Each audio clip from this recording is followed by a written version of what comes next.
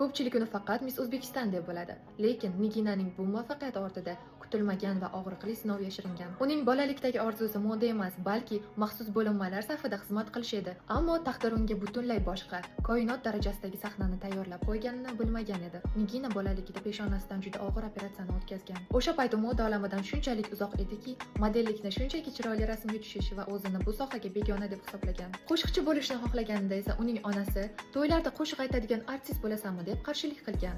Ammo 2017-yilda ammasi tavsiya qilgan modellik bo'yicha kastingga borishiga onasi qarshilik qilmagan. Nigina hech qanday tanish-bilishlarsiz, kimlarningdir moliyaviy yordamlarisiz, faqat oilasini qo'llab-quvvatlashi bilan bu yo'lni boshlagan. Qizig'i shundaki, 2019-yilda bu sohada 2,5 yillik tajribaga ega bo'lgan Nigina ikkinchi bor xalqaro go'zallik tanloviga borganida brendlar haqida tushunchasi bo'lmagani uchun bozordan o'zi tanlab sotib olgan oq sumkani ko'tarib yurgan. U hatto o'zi tanlab sotib olgan bu oq sumka Fendi brendining nusxasi ekanligini ham bilmaydigan darajada sodda edi. Vaqt o'tishi bilan u nafaqat professional model, balki "Men asra" serialidagi mahoratli roli bilan ham aktrisa sifatida tanildi. 2021-yilda u o'zining shaxsiy Pantera deb nomlangan modellik agentsiyasiga asos soldi. 2024-yilda esa O'zbekiston tarixini butunlay yangiladi.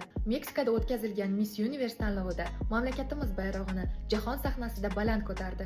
Meksika sahnasida porlagan aynan shu yulduz yillar davomida sabr va matonatda sayqallangan Nigina Faxriddinova. Navoiylik bo'lgan Nigina o'zbek ayolining nafaqat latofatini, balki yengilmas irodasini ham butun dunyoga namoyish etdi. Uning hikoyasi bu o'z qo'llari bilan yaratilgan mo'jiza.